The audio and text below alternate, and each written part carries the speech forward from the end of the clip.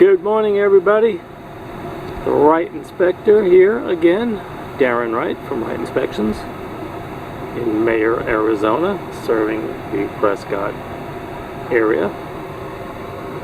Up in the attic of a new build. We have to start looking very closely at our wiring now, because aluminum wiring is back. Copper clad aluminum. Fairly new product. We don't know about the problems yet, just like all the other previous variations of aluminum in the 70s. So we will have to see what happens, but we definitely have to report it is here. Hopefully the installers are using all the right connectors and not over bending wires, because it breaks very easily. Time will tell.